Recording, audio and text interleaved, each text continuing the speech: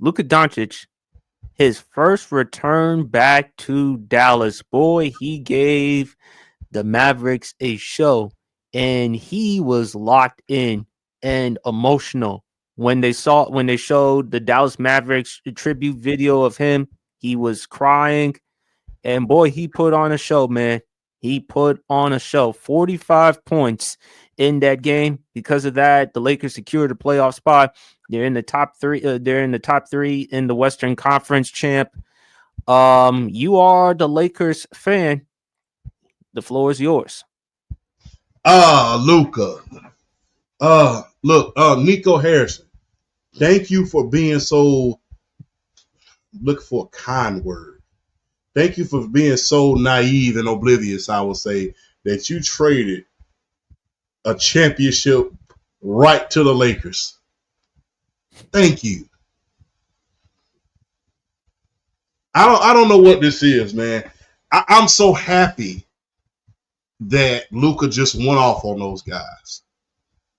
I mean, he came out there and just put on a show. But hey, the thing that says it all, other than Luka crying and stuff like that, other than that, another story of that game was Mark Cuban just sitting up there just having a conniption over there. It was just like he was just having. Oh, Lord. He didn't take his medication that morning because it was just like, ooh, he was just like, it was just like they were stressing him the hell out.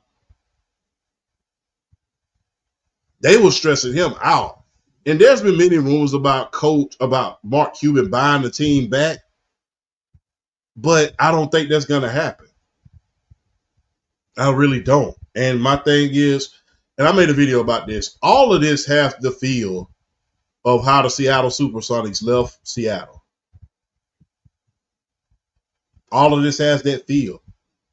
And it's just like everything that it's just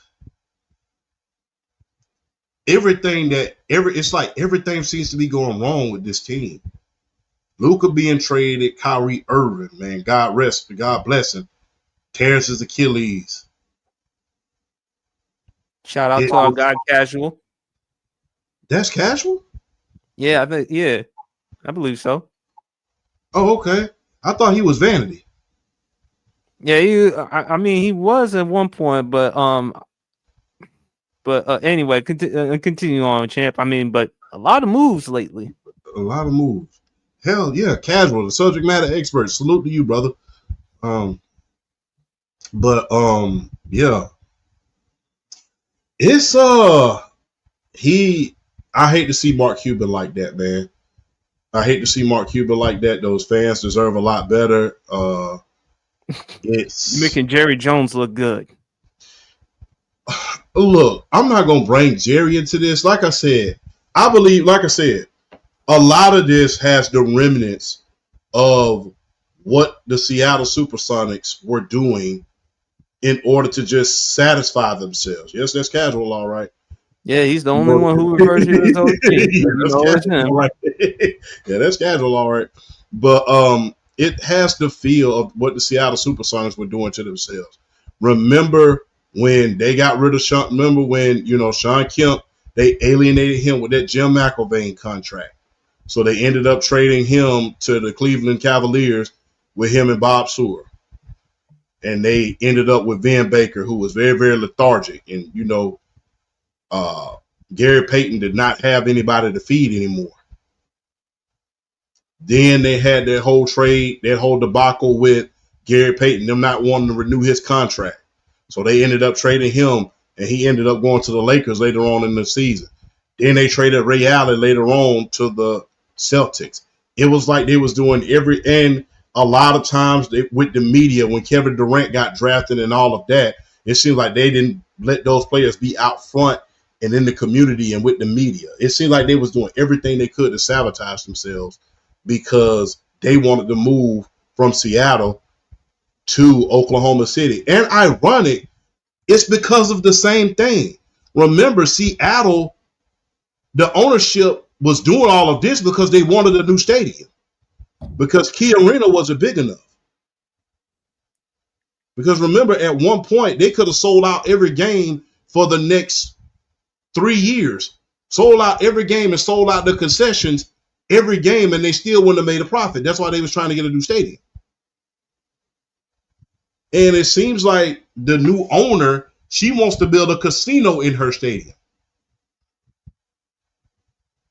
And the NBA and the city of Dallas said no. But now it seems like, okay, I will sabotage this team until I get what I want. In which the conspiracy theory, and I use that term lightly, the conspiracy theory is that she's doing all of this because she's trying to move to her real base of operations, which is Las Vegas. Yeah, because there's been reports about them possibly moving into Vegas and turning them into a casino. But my thing is, champ, did you really have to trade Luka in order to do that? Did you really had to do something like this? Because before we didn't start talking about much of basketball, the NBA, until this trade. Because as you mentioned with the ratings, and for Luka, but back to Luka, I was very happy when he put on that show because fans in Dallas, they'll never forget this. This to me is one of the shocking trades ever because for a guy, Luka, 25, 26 years old, to be that productive, fresh off from making the finals, perennial all-star, perennial first team All-NBA, he's going to be in the Hall of Fame. If he retired today, he'd be in the Hall of Fame. And you trade him. And to me, it just, I find it hard to believe Mark Cuban would have done that because Mark Cuban obviously knows basketball, and Mark Cuban would be any team that had a superstar of a Luka Doncic would be stupid and foolish to make that trade. And perhaps Nico Harrison has gotten too much flack and criticism. They're using him as the scapegoat. Meanwhile, the organization is just sitting back. And to your point, champ, because we've mentioned this before, rest his soul, the late great Dr. Jerry Buss. He was the one who made the decision to move on from Shaq and build the franchise around Kobe, because Shaq at that point, he wanted $100 million. And Buss didn't want to pay him that type of money. And plus, Shaq had the weight problems at that time. So he was going to give that money ultimately to Kobe. But at least Buss admitted it. Buss wasn't afraid of making that type of move. And the thing is, with Dallas, I mean, it's a lot for them. It's been a turbulent season, not just with the Luka trade, Kyrie being gone for the rest of the season with the ACL, Anthony Davis with the injury. Klay Thompson gave you some flashes of what he was during his time in Golden State. And it's just unfortunate. I don't think that they're. I think that a lot of these general managers and coaches, they get way too much blame for stuff that's out of their control. Remember, Bill Belichick had certain threats against him when the Cleveland Browns were moving. And you're really looking at the fans like, dude, I'm not even the owner of the team. The owner's moving the team. Don't blame me. I'm not a part of this. I don't own the team. The reason why is because, champ, these owners, they're in the press box. You don't see them. They're not out front in front of your face constantly. They ain't Jerry Jones. Jerry Jones, we know he's recognizable, not just because he owns Dallas Cowboys, America's team. Fresh off trading camp or even a game, champ, when they lose a game, win or lose a game, you see Jerry doing press conferences. What owner do you know actually does that right after a game? What owner do you know that actually has a podcast, that actually has weekly radio shows? Jerry. Say what you want about Jerry. I think he's cuckoo. I think he's cuckoo for Cocoa Puffs. That being said, at least he's willing to tell the truth. At least he's willing to give you his opinion, as crazy and idiotic as it sounds. Yeah. But the thing is, what I admire about Jerry is he comes out and say the book stops with The me. Buck stop. At least he's bold with it. At least he's honest. If the thing is, you see these general managers, he's getting a lot of flack. But the thing is, I can't do this without signing off without ownership signing off. And you look, the thing is this: when you trade a player like Luka, because here's the thing, and here's why I blame the owner as well. When you trade a player like a Luka, a Shaquille O'Neal, or somebody like that, you're not only affecting the team, you're affecting the economy. And them owners are about that money. So not only are you affecting your team, you're affecting your bottom line. Luka has the potential to be the face of the league for years to come. Years to come. So in trading him, you just not only played yourself out of a great player, you played yourself out of a lot of economics. That's how come I blame the owner, because what owner in their right mind is going to play themselves out of economic capital with Luka being on the team? Luka, a generational player like that, brings in fans that are not even fans of basketball. That's why I'm looking closely, and that's why you're hearing all these conspiracy theories, because it's like, wait a minute. You're not only jeopardizing the team who just went to the finals last year, you're jeopardizing economics for your team. And for what? Why are you doing that? That's why you're hearing all these conspiracy theories. Imagine if at 25, Jerry Reinsdorf traded Michael Jordan.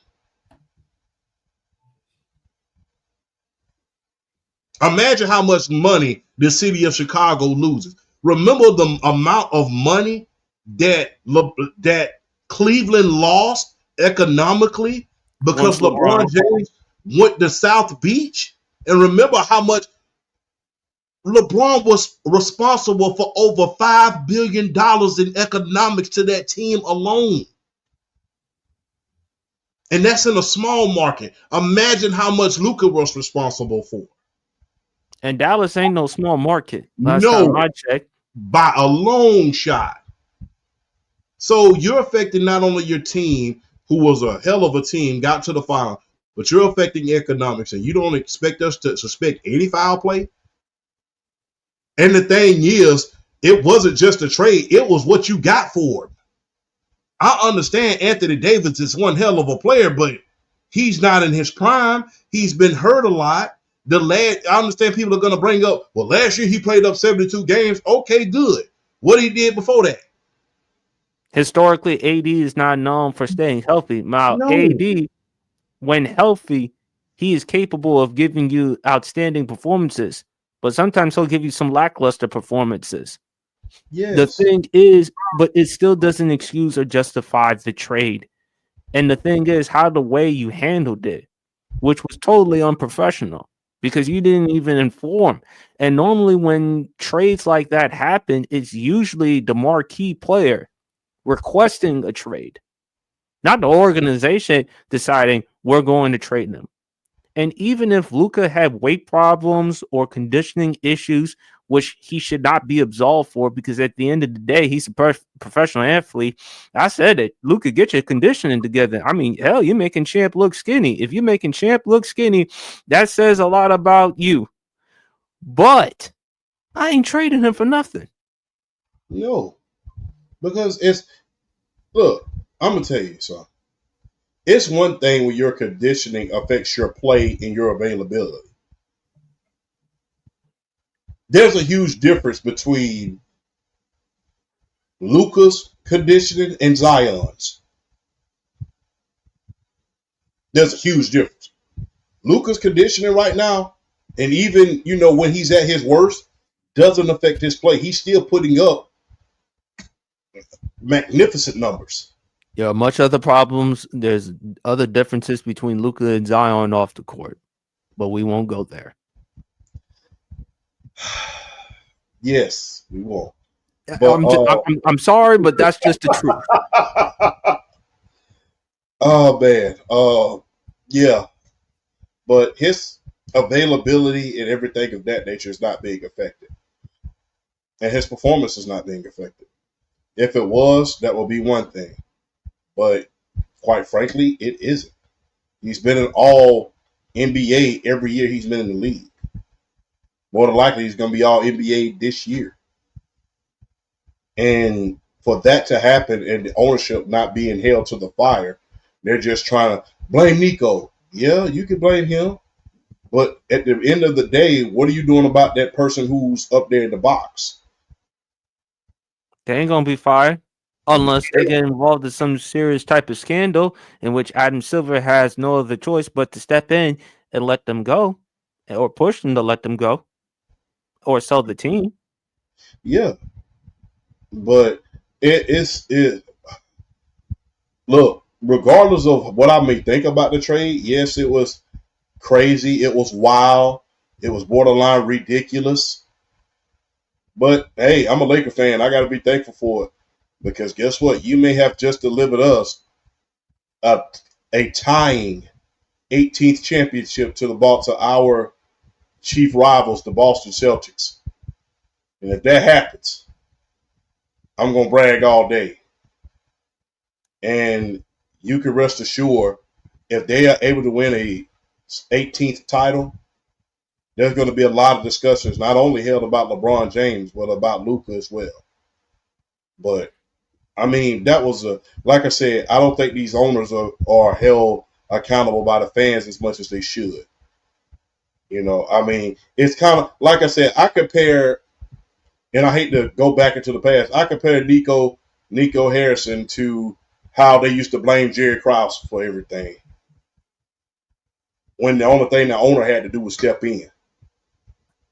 If Luka wasn't supposed to be traded, the owner would have stepped in.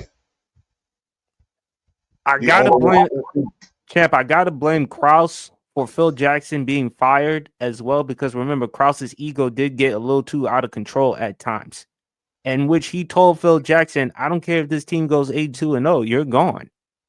Or when remember they had the wedding and Phil Jackson wasn't invited, and the head coach that Jerry Krause wanted was going to be the head coach during the 98-99 season. So as much as I love Jerry Krause, champ, and I commend him for everything that he's done, I do think his ego got a little too out of control later in the end. yeah.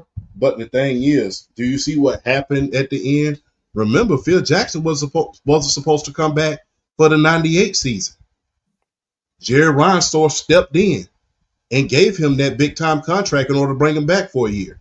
But Even Phil after that decided year, not to. yeah, even after he won the sixth championship, because remember, Phil was on a 1 year contract on that. I think he got paid like 1 year, $8 million. Jerry Right. Reinsdorf stepped in and said, "You know what? To heck with what Jerry Krause saying. I'm going to step in and give you a contract." Then he stepped in again the year after and said, "Hey, I'm going to give you another contract. Let's bring everybody back." But the But his thing, go ahead. yeah, against the judgment of Jerry Krause. That's what I'm saying. Even during that moment where Jerry Krause wanted to do his thing, Reinsdorf said, "Hold up, this is my team at the end of the day. I'm going to do what Yeah. I want to do." That's what I'm saying about ownership. If Luka was not supposed to be traded, then the owner should have stepped in. Is it fair to say, champ, from an owner standpoint, not to excuse, they don't know basketball because they don't study or follow it the way that we do? Because no, I'm sorry, but champ, I'm sorry. It is what it is. What basketball fan, what expert of basketball do you know, male or female, that would approve your superstar player in Luka getting traded? And for the record, Sports PSP is not being, misogynistic or anything like that. But what person would you know that knows basketball, male or female, that would allow Luka Doncic to be traded? Listen, even the most lamest person towards basketball knowledge knows who Luka Doncic is. And Even the but you most, traded him. yeah, even the most lamest person, even if you don't know basketball from a water bottle, you know who Luka Doncic is. And like I said, as an owner, if we have a woman and it's a woman owner, you know who affects your bottom line. Even if you don't like the sport, even if you got in the sport because you know that the sport itself is always going to be around, you know who your cash cow is. And if you don't believe people don't know who their cash cow is, look what happened with the WNBA. Caitlin Clark and the Indiana Fever are on every single week. So you know who your cash cow is. You know who's going to be there for economics. You know who you can make public appearances with when you are out there at your country clubs and you are at these charitable events doing your philanthropy.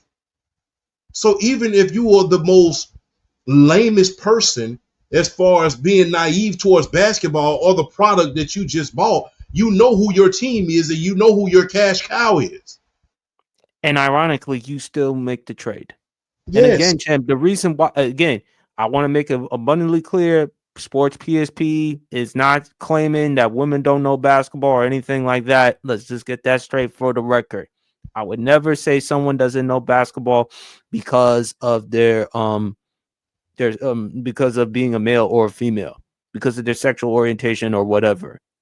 I'm saying the fact that you made this trade tells me you don't know basketball. And even if you didn't know basketball, you know Luka's aura and platform, but you still made the trade regardless. What does that say about you? You don't really care. Or you're trying to sabotage your team. One of the two. Or like you always tell me, PSP, when we're talking off the air, two things can be true.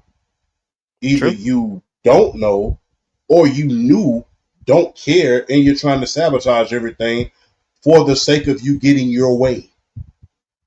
And you think about it, you're going to lose more money with Luka off the team than you would him on the team. Because Especially like in I said, Dallas, especially yeah, in Dallas, champ. Because at the end of the day, even though the Mavericks they've won a championship, they have Dirk Nowitzki, first ballot Hall of Famer.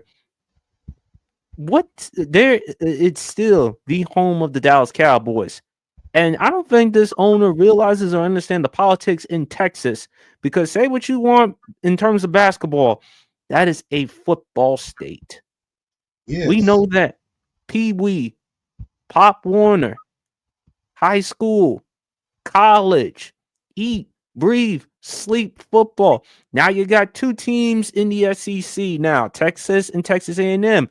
The rivalry, of course, the money, the ratings that is going to get. And how is Dallas Mavericks going to be marketable without Luka? Sure, Anthony Davis is going to be there, but we know he's going to miss a majority of games due to injuries. So you didn't factor that. not to mention you have another team in your town that just made the playoffs. SMU. Houston. Oh yeah, I'm SMU. sorry. SMU. And you got a team in the Western Conference who is miles away in Houston. They made the playoffs. Yes.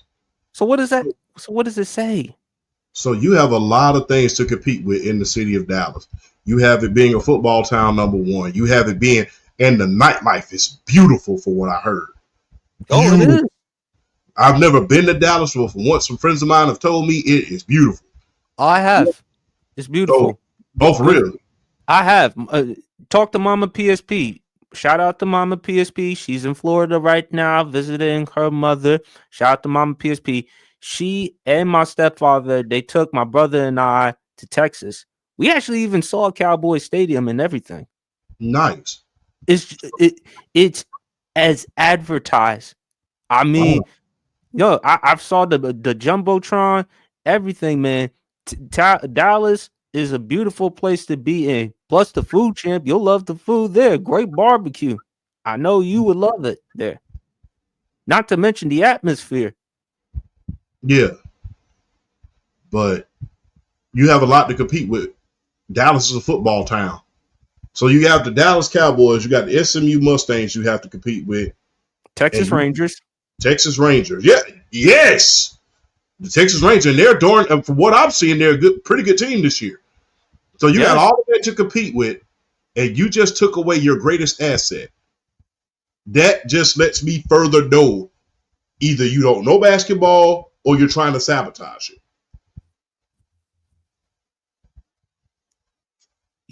Sleep at the wheel. Because even with Jerry Jones, he's trying to keep his big time, even though he knows they're not going anywhere fast, he's trying to keep his big time players on that team, his most recognizable faces. CeeDee Lamb, Dak Prescott, At least he paid them their Micah money, Parsons. and he's Yeah, possibly going to pay Micah.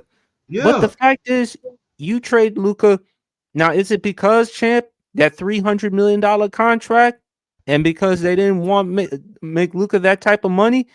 Even if Luka had the weight and conditioning problems, you don't trade a player of that caliber. And shout out to Sports Shots Pod. Let me show you the comments. They're from Texas, Houston. And their old high school they played at was at the AT&T Stadium back in Nice. Arlington, Texas. Yeah. So I mean, it's nice they're playing in nice they're being at that Cowboy Stadium. But Champ, again, I want to make it clear because the owner is a woman. I am not saying that women don't know sports. I would never say that. So I want to get that straight on the record because I don't want people taking me out of context and accusing me of being a misogynist or stuff. I'm saying the fact that you traded a 25, 26-year-old generational talent in a Luka Doncic for whatever reason, to me, you don't know basketball. And even if you didn't know basketball, you know what an asset Luka is on and off the court. And you're competing not only in your city in Dallas, but in your state in Texas.